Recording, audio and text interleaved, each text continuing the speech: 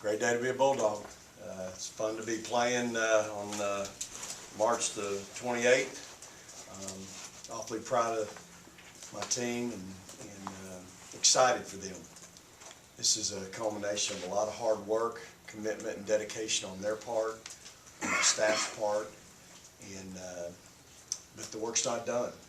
And I want them to be focused on the next game, the next opponent, when the bus is leaving, what practice is going to be like today, and for the next 3 days to do what they've done all year, and that's prepare like a pro. They've been great. They've always had great focus for the most part. We haven't been a great practicing team early part of the year and mid part, but here lately they've really been much better, and I think that's evident in how we're playing right now. But just want them to win the minute, win the hour, and win the day for the next however many days we're going. And that's been good enough for us right up to this point, 33-4, giving God the glory for what's really been a lot of fun and a great team and a great season. So excited about our next opportunity. Obviously it's a tremendous challenge, but you know what? If there's a team that's excited about it, this team is excited about it. I think they feel like they've got a little bit of something to prove, and we're disappointed in how we played the last time, and so maybe not so much something to prove, but just we know we're better than the last time when we played UConn. So I know they'll do their very best in getting prepared for this opportunity. For the players, did you guys watch the game between Connecticut and Oregon last night? Yes. What did you think? Did you think it looked anything like Mississippi State, UConn last year?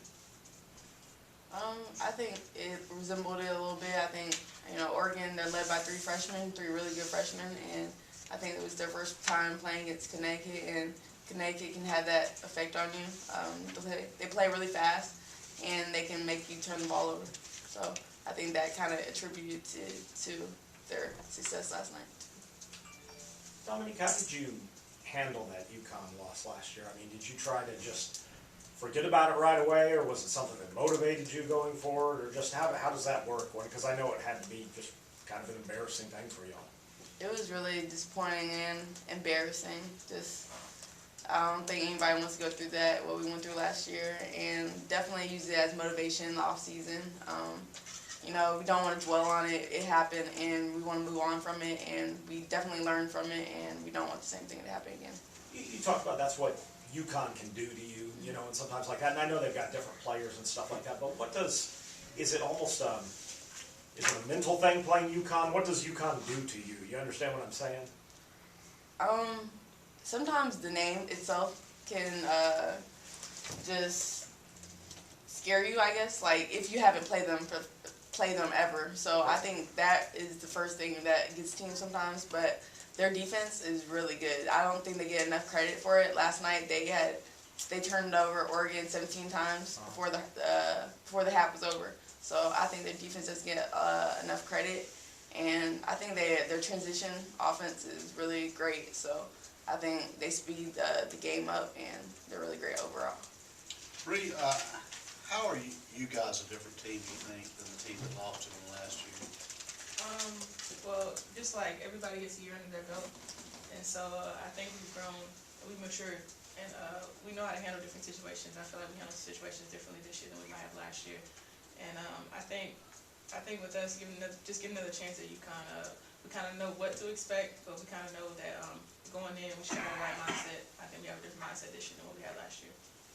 Bree, last year when the game was over, did you flush it, or was it one of those things when you'd have an off-season workout and maybe somebody's lagging a bit, you bring that up again as a motivational tool just to kind of keep everybody focused about what could happen? We couldn't forget about it, and even if you did kind of forget, that was your motivation, but often if you did forget, Coach would always bring it up. So it's not something that you can just, like you basically say, flush it. You can't flush that away. You kind of made history. So that's something that you just wear, and you kind of got a chip on your shoulder because you've got to redeem yourself. Dominique, what's the last few days been like since y'all got back from Oklahoma City? Just all the pats on the back, congratulations, and how do you kind of compartmentalize that and keep focused on the goal at hand? It's been really exciting. The community is really great. We got back at around 2:30 a.m. to Zach Village, and we had over 200 people welcoming us back, and it was just amazing to see the support in the community, and just to see how much people really are supporting women's basketball here at Mississippi State, and the students have been really great also. And just it's Tuesday now, so you kind of gotta put away all that excitement, and you gotta get back to the game plan, and you gotta get ready for UConn. Dominique, has it been fun, like, this run, you know, Blair Schaefer had a couple awesome games, and then, you know, Morgan was so good last game, it just seems like kind of the culmination. Do you think it's different this year that maybe you just have more options to maybe attack a UConn or something like that, at least some different ways to go after them? I definitely think we're a lot deeper team than we were last year. We're another year experienced. Blair, kids on the bench, they're another year experienced. We have more options to go to. You just can't key on one player, so we have a lot more options. If you guys had an opportunity, and maybe to your specificity you haven't, to think about the impact this is having on maybe girls basketball in the state of Mississippi, that people look at you guys as role models. Probably there were girls out Sunday night working on that step back jumper of Morgan's to try to perfect it. Have you thought about that? We don't talk about it, but I mean, you know, it's just crazy to know that we are impacting people like that, and it's amazing to know how much of an impact we've created, and it's just kind of breathtaking sometimes to know how much of an impact we have made on the state. For both of y'all, you say you watched the game last night. What differences do you see in this UConn team and the one last year?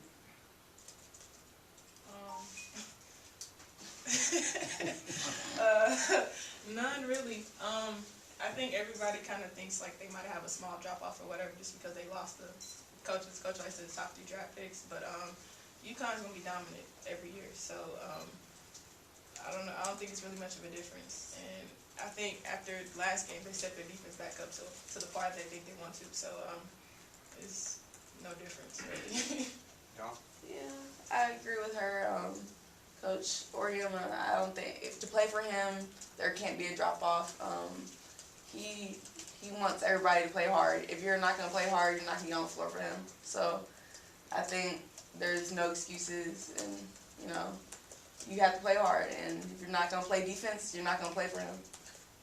Let me ask you too this. He just asked about the differences in the Utah team from last year and this year. Do you see any similarities in this team, the Mississippi State team, in Connecticut? Are there any certain things that you see about them? Because they really emphasize defense like y'all do. But are there similarities? I think so. Yeah. Their intensity, I feel like we have like almost the same intensity. Like we match that, and I don't know. I don't know, Dom, you got this one. Yeah, I think there are similarities. I think Coach Schaefer tries to hold us accountable just like Coach Orium tries to hold his players accountable. Last night, he's getting after one of his best players, Collier, because she has 28 points, but he's saying she's not guarding anybody out there. And, you know, Victoria, she does things for us all the time. And, you know, against Washington, he's getting after her for talking about she's not playing defense. And, you know, she's playing, I mean, she's guarding one of the best player in college basketball, Kelsey Plum, and she guarded her pretty well. And, you know, he wants the best out of us, and he's not gonna let us have any step back, or he's not gonna let us relax. So I think he's really similar in Coach. You think their team chemistry is, because one of your strengths on this team is the chemistry. Do they have the similar chemistry that y'all have? Definitely. I think our chemistry. Can you see chemistry. that kind of stuff? Yeah, I think right now we're really gelling, and I think they're always gelling. So I think our chemistry is as good as anybody's right now. Let's continue the Connecticut team since everybody's on that train here. I know Coach loves it. As seniors, I don't know if this might sound like a corny question. I don't mean it to be, but for the legacy to keep this journey going, to get to this point and have a chance to play them again, is that the perfect way to script this? To have to beat the national champion to get a chance to get to the next step? Nah, I think if it was perfect, we'd be playing them in the national championship game. But like you said, we can't really like pick our course. But I feel like to play them now, that is a perfect opportunity for us, and I feel like it's our chance to make up for it. So we just gotta take advantage of the situation. I'd like to ask both of you. You guys didn't start going to the Final Four when you got here. You just scratching the winning any game, and every game was on the line, and there was outcomes in doubt. So talk to me a little bit about that progression, and could you see where you are today from that 13 and 17? Well, they weren't 13 and 17. Yeah. They were 22 and 14, but go ahead. You basically asking, do we see ourselves getting this far? Nah. I think when we first got here, we knew we were going to change the program, but to this extent, nah. I can say that we're blessed, and I feel like our hard work paid off, but I don't know. I still feel like this year is like a dream, to be honest. Kind of following up on that, Brew, just talk about you might already answer this, I don't know, I got here a little late. Talk about your feelings and emotions when you realized the ball went up in the air and y'all were going to the Final Four. Can you put it into words? For me, I don't know. I went straight to Morgan because she had an amazing game, so I had to let her know personally. Thank you. I told her thank you, and I loved her. And I don't know. It was crazy, but for us, I don't know. It was joyous. It's a very joyous moment for us. I feel like everybody had tears of joy, and we finally said we made it. Dom, do you share Bree's thoughts about getting to this point, whether it's a little surprising, mostly surprising, not a surprise at all?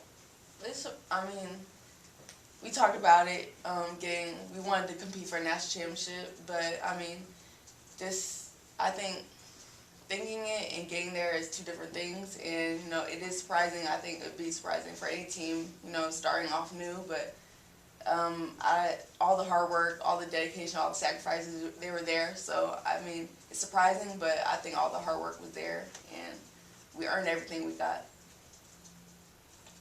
Dom, I got an interesting question for you, so I want to apologize in advance if it's a little odd, but, Gino said last night just that the hallmark of your team this year has been like your toughness at Mississippi State. I think there's no better indicator than that, than the amount of charges that you guys draw. What goes through your mind when you're about to absorb that hit? That's a big question for her. I can answer that. You take it? Yeah. I mean, nothing. I mean, the biggest thing is I hope I get the charge, just hoping I get the charge from my team. Nothing really goes through my mind, just trying to get there as fast as I can, and trying to absorb the contact so I don't hurt myself on the way down. I'm going to go to Breanna. Yeah, me. Since I'm not a charge-taking person, if I actually had the opportunity and I see myself there, I actually look and I'll be like, just take it, just take it, just take it. And so then when she finally hits me and I finally get the call, I'm like really excited because I don't really do it. But like in the moment, it's kind of funny because I really tell myself, just stay here, don't move, and just take it. And when I take it, I look Coach Schaefer like, yeah, I got it. So, I don't know. I feel like that's my mindset. I don't know about Dom. She's used to it. Yeah, I'm used to it. John, how far is this from your hometown of Dallas? It's about 4 hours away. 4 hours? Yeah, 3.5, 4. My mom can probably make it in 2. She will play. Off the record. Off the record. Any other questions from players? All right, thanks, Bree. Thanks, Tom. Thanks. You stay good. How about the gentleman who stood up by a lady? Ooh, that's good.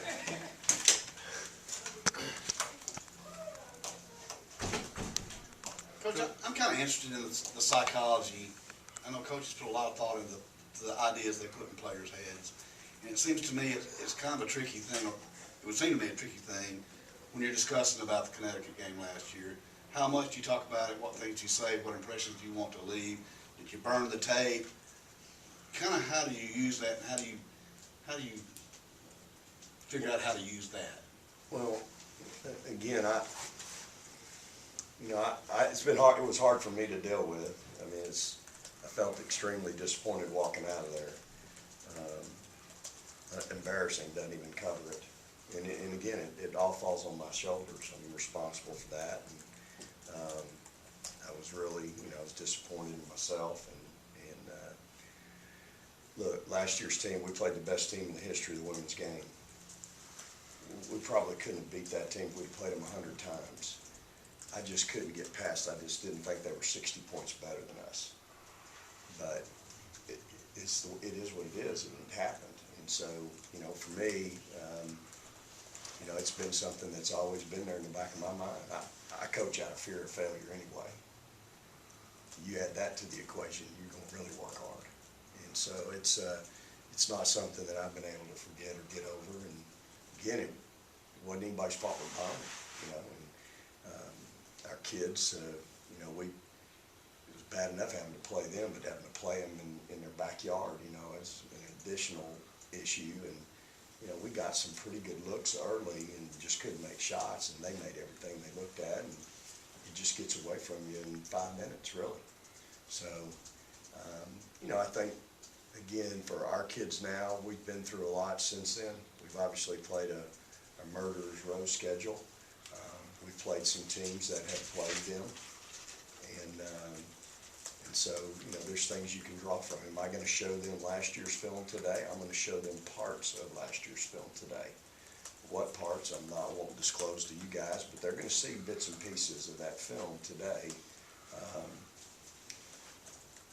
and we'll use that. We'll use that in a good way. So, because I think there's some benefit to that, and it'll get their attention. Hey, the film doesn't lie. I always say that. And it'll get them, I think it'll, there's been a lot of talk, questions about pats on the back and things like that the last couple of days, and rightfully so and well deserved, but at some point you better get grounded in a hurry. You better get back to reality in a hurry, because reality's coming Friday night at 9, and if you're not ready, it can be not very much fun. And so for us, I think we're a different team. We're obviously much different in the NCAA tournament than we have been really all year. And our offensive chemistry has been really good. And the bottom line is you better figure out a way to score some points when you play them, because they score a lot of points. What'd you tell your team in the locker room after that game last year? To be honest with you, I probably don't remember too much. I can't recall.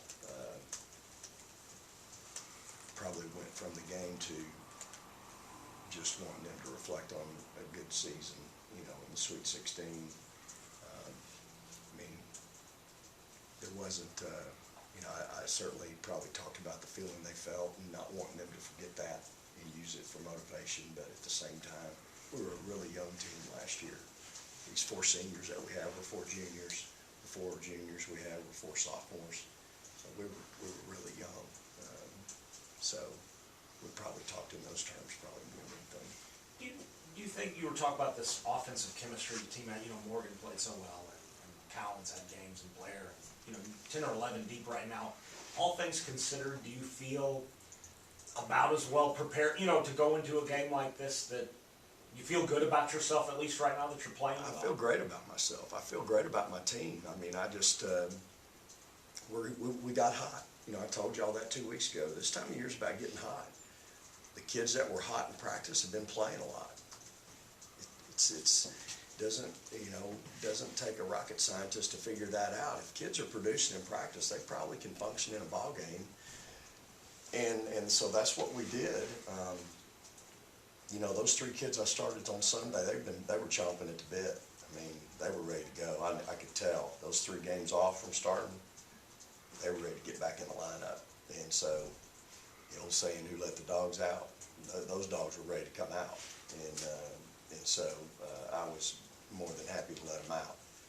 But, I think right now we're hot. We're as hot as any team in the country. Hey, on Saturday night, Rebecca Lobo's talking about the Baylor matchup before our game. I'm sitting there watching film in my hotel room, watching on the big screen, whoever was playing that, but she's wanting to move on past and already talk about the great matchup with Baylor and how great of a matchup that's going to be for UConn. Well, Okay, if we're able to beat Baylor on any given night, then if we can bottle that up and do it again, man, I'm not trading my team for anybody. Does that type of like recollecting like the faith that people don't have in you guys, how does that motivate you guys? Because I know it has to light a fire inside you guys. You know, sometimes you got to get past people's opinion. Sometimes people in this profession, they offer their opinion more than their expertise. And you know, and that's fine. You deal with that in life every day. We all do. So I'm, you know, I know what I got in my locker room. And that's, you know, people that pay attention to us throughout the course of the year, I think they know it too. I know what's inside our breastplate. I'm not trading my kids for anybody's. And I think that's what you saw Sunday night against Baylor. You saw the heart of a champion out there playing and laying it all on the line in a really big moment. And the kids, you know, our kids with a big old heart, they found a way to get it done. Sometimes that's what separates the good teams from the great teams. And so I'm really, you know, I'm awfully proud of my kids. And again, I'm not trading them for anybody, and I think we're hot right now.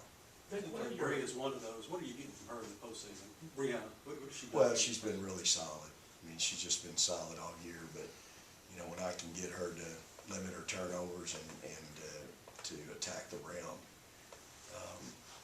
she's really good, and right now she's making shots. I mean, she's really good. She's been good at the three-point line. She's been good at 15 feet, and you can't leave her open.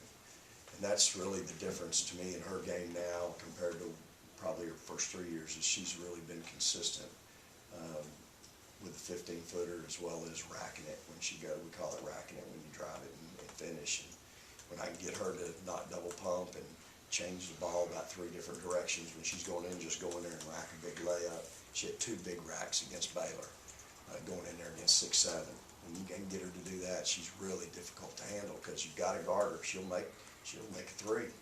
If you come get her, she's explosive enough to get by you. So she's really, you know, her and Katera, what they provide us at the 4, you know, it's going to, you know, be something that we'll have to replace with Anisha and some others that we've recruited, because those 2 seniors have really been special for us. Coach, it seems like to me, just watching a little bit of Connecticut, even their 5s can push the ball.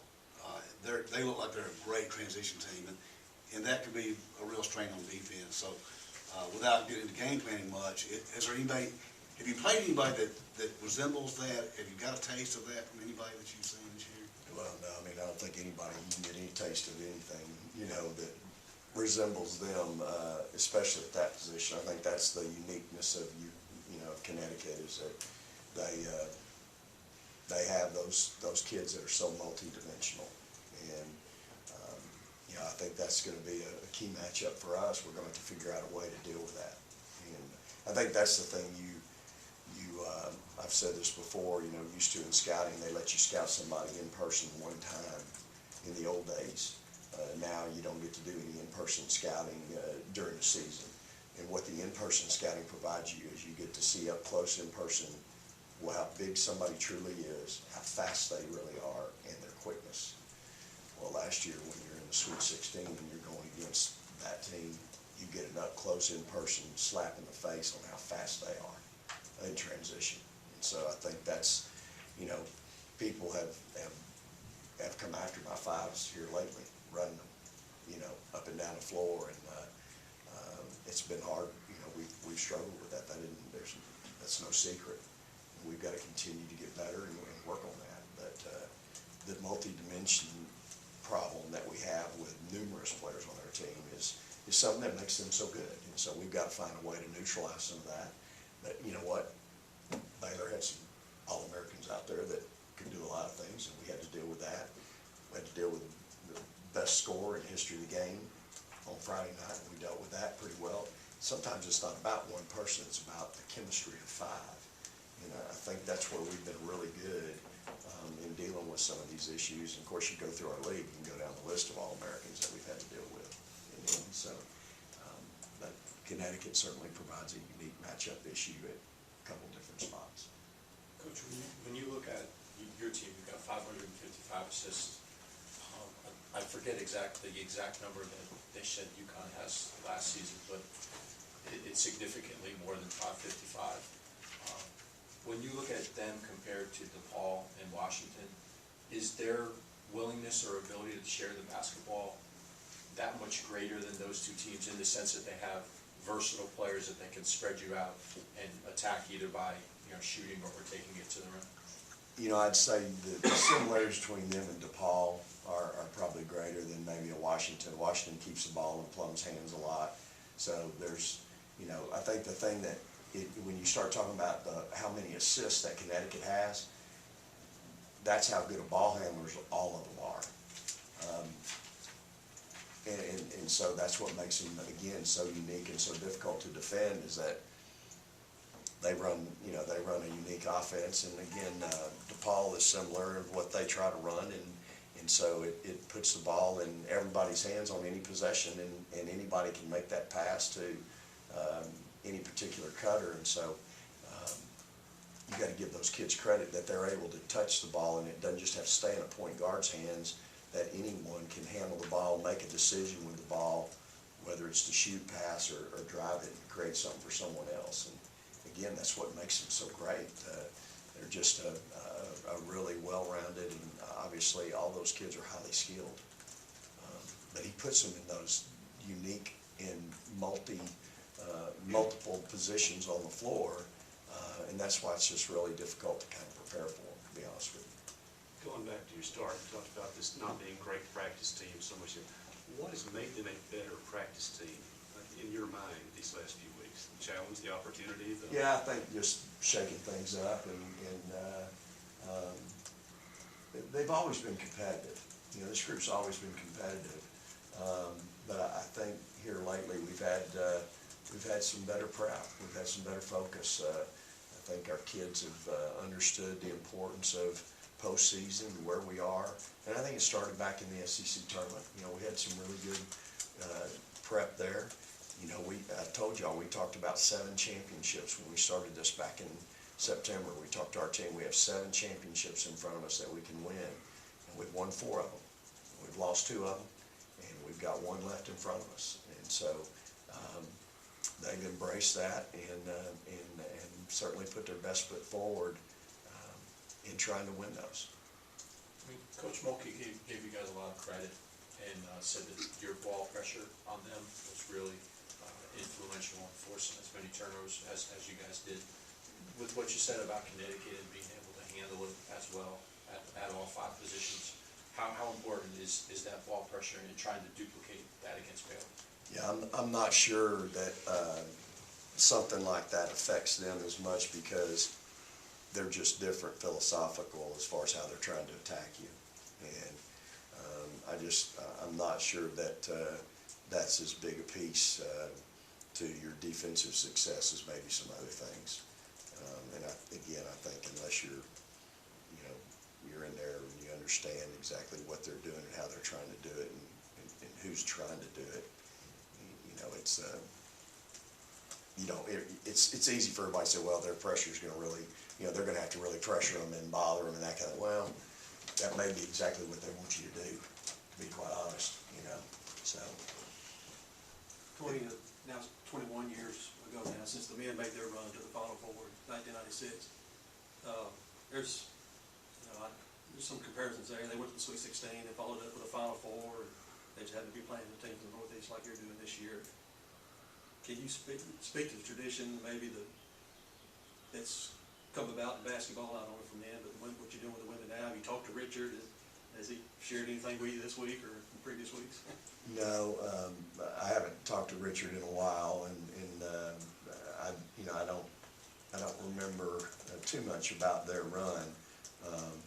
Our history here obviously has been meteoric as far as going from where we were in 12-13 to where we are now. Obviously I've been a part of this 2 other times, and so I've seen it before. And again, it takes so many things, Danny, to get to this point. And but most of it has to do with having good players and getting hot, and in matchups a lot of times. Now I'll tell you, the matchups we had on Sunday, that was not in our favor, that matchup. But our kids were in our favor because again, they weren't going to be denied.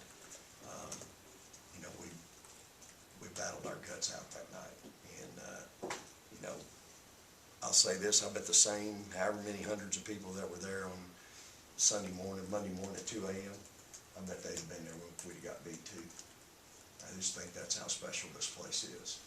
But, you know, for us, I say it all the time, this is the new norm, you know, and it's what I expect. It's what I expected when Scott hired me.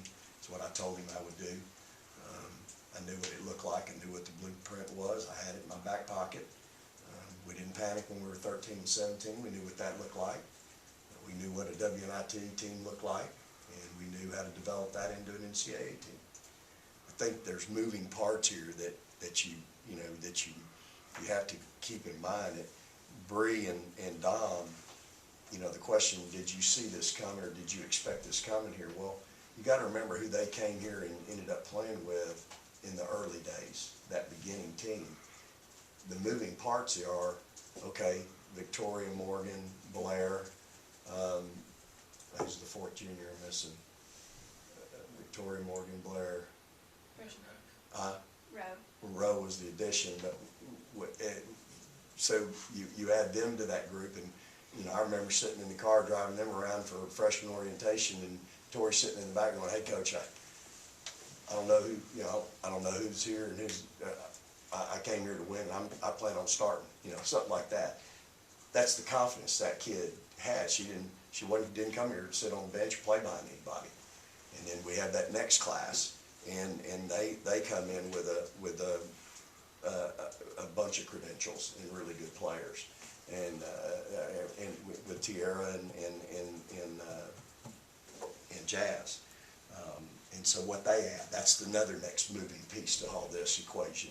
And then, you know, Iggy and Amisha, and to be quite honest with you, on any other year, Iggy and Amisha would probably be playing more than they're playing now. They're that good. But we've got some seniors right now that are in front of them. So there's a lot of moving pieces to this whole equation.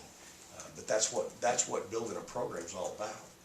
And it's about constantly trying to, you know, building it and getting to a point that's a whole lot easier than keeping it there. Keeping it there is the challenge. And that's our challenge right now, is to try to keep it. You know, Coach, this team hasn't been to the Final Four, but you've been. And so I just wonder, is the stage that different, or is it just another place you got to win in terms of how the players respond? Probably some players respond very well and acclimated to it very well. Others maybe, oh, this is okay, it's real now. So can you talk about, based on your experience of going, that dynamic? Well, again, I think when you play in the Final Four, number one, you're going to walk out there and there's going to be probably 15,000, 20,000 people there. Now, we've played in front of that before. So our kids will be, I would be shocked if our kids are in awe. You know, I think it's important that you played in that environment before, which we have, and we've had success in that environment. But it is a different deal in that from the time we take off tonight, their time is going to be regimented. There's so many things that pull on these kids during this time, and you know, one of the things that's going to be pulling on is me having them in study hall. We've missed a lot of school lately, but we're going to have to put that in there because we got to continue to try to make grades. This is going to be a really challenging semester for us, but there's really going to be a lot of time demands on these kids throughout the days leading up to the game, and then we're playing at 9 o'clock at night. I mean, you talk about a long day on Friday. So, but from the stage piece, we've been there, and I think we got kids that really, they love that moment. They love the lights, and really they've excelled in that environment. So, I'm really not too concerned about the lights. I'm more concerned about who we're playing in the lights. Hey, when you made the lineup change, was the right, I mean, were you, in your mind, you knew it was the right thing to do, and why? Yeah, there's no question it was the right thing to do. You know, I didn't know that it would turn out the way it did, but it was the right thing to do at that time. No question about it. Sometimes things are, you know, as a coach, sometimes things are bigger than the game. And, you know, it was just, there was no doubt in my mind it was the right thing to do. And obviously it's worked out. Couldn't worked out any better. But you know what? If it hadn't worked out, you guys would be frying me in, you know, 350 degrees. And I'd probably, you know, it'd be warranted, but it's worked out fine. All right, thank you, Coach.